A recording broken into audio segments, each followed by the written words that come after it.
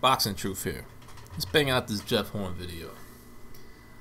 Jeff Horn is not going to duck bum-ass Terence Crawford. Everyone can relax. The fight's going to happen. Why is it going to happen? Because Jeff Horn will get stripped if he doesn't fight Terence Crawford next. He's been mandated by the WBO. He has 90 days to agree to a deal to face Terence Crawford. Otherwise, he will be stripped. There is no special permits that will be requested. Besides, the other champions are not available. Errol Spence is fighting Lamont Peterson.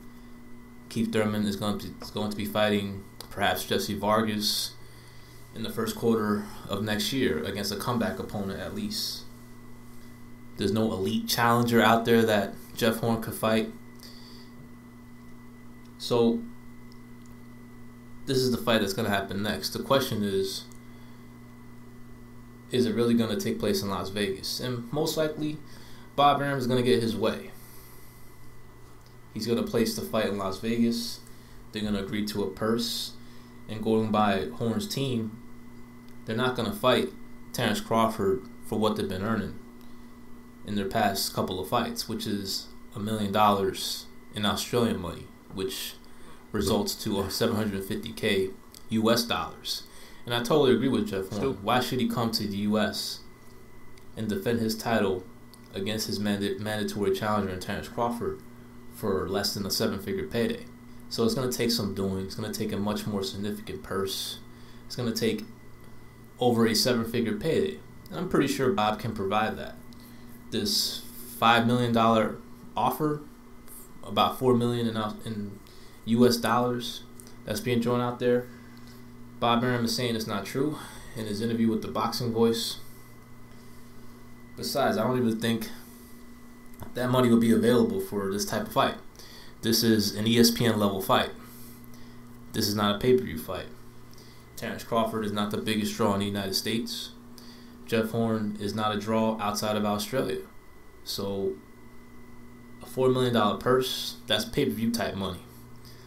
Unless you without Heyman and he's handing you out an overpaid purse, I really don't see how possible that purse is for a fight against Terence Crawford that's on the ESPN platform, not on pay-per-view. If there's no pay-per-view money involved, really don't see how you can get more than a $2 million purse for this type of fight on the regular ESPN platform. But the fight's going to happen.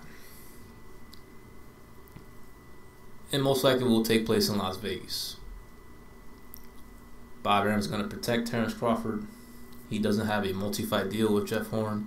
He only has one option left. And he's going to make sure Jeff Horn fights one of his fighters. And Bob Arum, believe it or not, is not very confident Terence Crawford could win that fight, which is why he's doing his best to place this fight in Australia. He's going to make sure Tony Weeks is the referee, with Dave Moretti, some corrupt Vegas officials. There's going to be protection in place.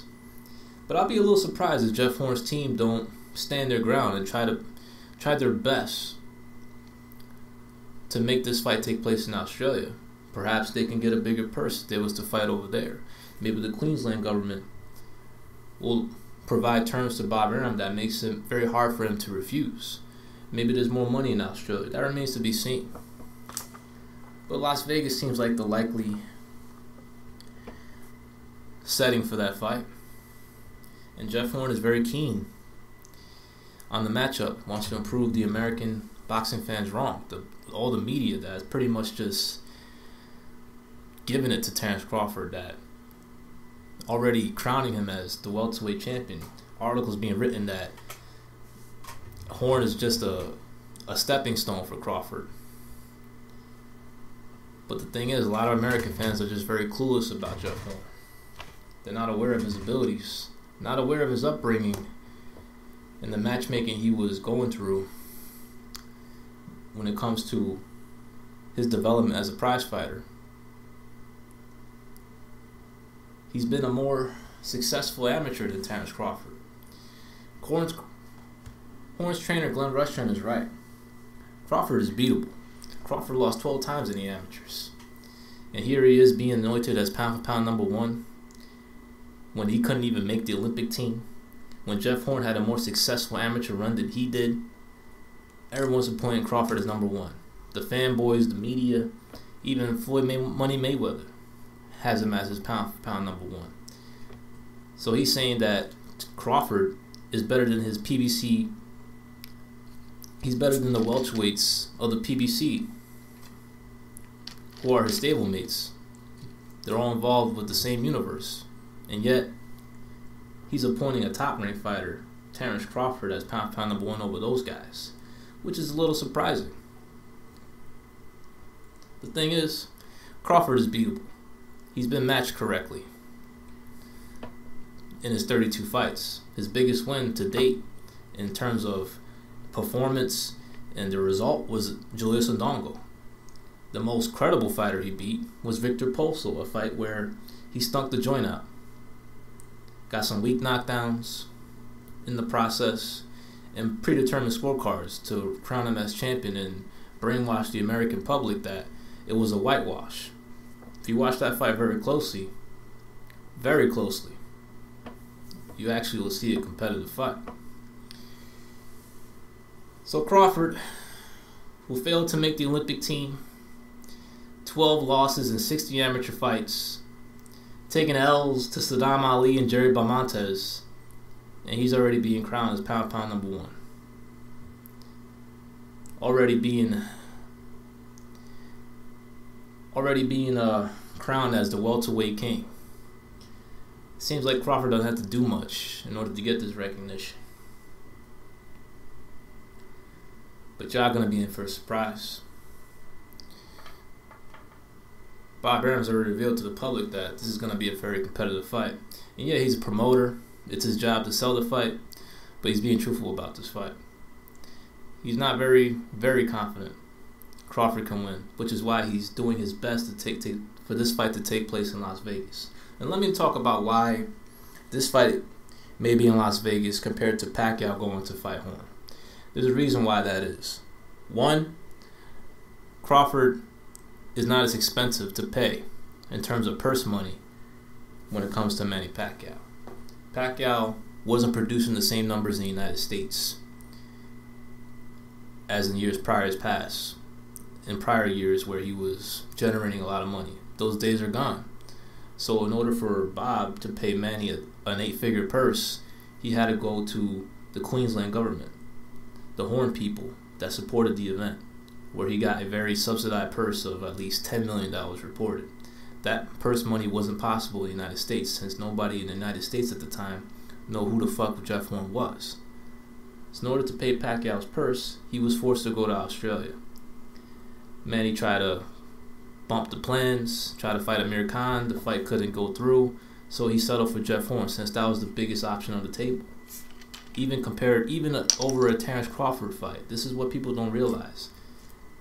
Jeff Horn was a bigger money fight for Manny Pacquiao than Terence Crawford would because of the economics, because of Pacquiao's fading marketability in the United States. And since Crawford can only do 50K pay-per-view buys, how much money do you think is really on the table for a Pacquiao-Crawford fight? So when it comes to this fight is not as expensive.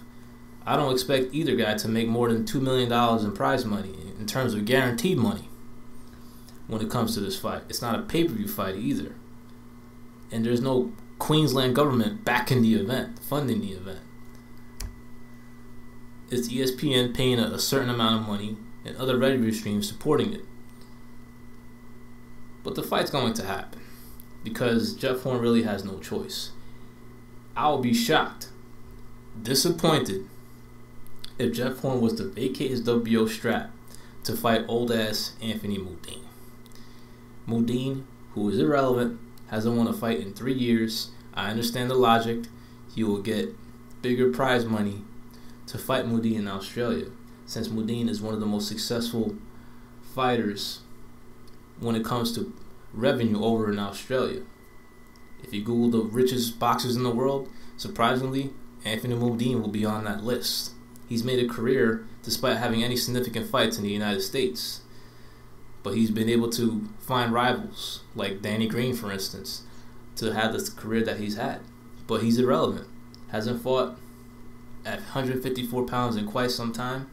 Hasn't won a fight in 3 years. He's 42 years old.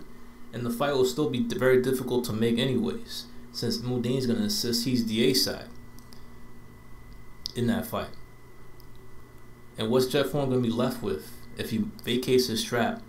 Take a shitload of criticism, even from myself, if he decides not to go with the mandated defense against Terence Crawford, to fight an old-ass Anthony Moudine and just be left with a payday, no belt, and a tainted reputation for avoiding Terence Crawford. It's not going to happen. It's not worth it. Horn doesn't get much out of it, won't get respect, won't get much recognition. Get a bigger payday, of course, but it's not going to give him the opportunities that present themselves in the welterweight division. The bigger fights in the welterweight division. How much Horn can make the welterweight division, that's really up for debate. I don't like that he's burning 9 pounds 24 hours before the fight. It's not very ideal. So Horn's welterweight days are pretty much numbered for the foreseeable future. Maybe he has 2 more fights in this division. But it's not in his best interest to avoid this fight. And he's not going to avoid the fight. He believes he can beat Terence Crawford. Glenn Rushton, his manager, he's a smart guy. He says he knows a way to beat Terence Crawford. He's matched him very well. Rushton has, when it comes to Jeff Horn, put him in with the type of opponents that he got. Experienced guys, well-rated guys. You may not know who they are, but they weren't lay-down type of opponents. He got the experience he needed, and he was able to compete with Manny Pacquiao with only 18 fights under his belt. Very surprising. Whether you thought he won or lost, doesn't matter. He outperformed all you guys' expectations, except myself and maybe a few others. But the fight's going to happen. Just a matter of where that I'm really intrigued by. I'm still not sold that the fight's going to be in Las Vegas. Arum is pretty much, he's pushing it. He's pretty much telling the media that it's set in stone. So maybe that's the deal. But he's got to pay Horn a lot more money than what he's been paying him, which is a $750K guarantee. It's going to take a little more than that to get Horn to come over. But it won't take much more. Might take a career high payday, but I don't think it's not going to be no $4 million. That's not going to happen. I don't know how that got out there. But I'm looking forward to this fight. It's one of the significant fights in the welterweight division. We're finally going to get some answers about Terence Crawford, who has been anointed as pound number 1. Despite this weak-ass resume, despite not making the Olympic team, despite 12 L's, losses to Saddam Ali, Del Montes, and many others to go with it. You Crawford fanboys are going to be in for a surprise. As I've been telling you all along, that Jeff Horn can beat Terence Crawford.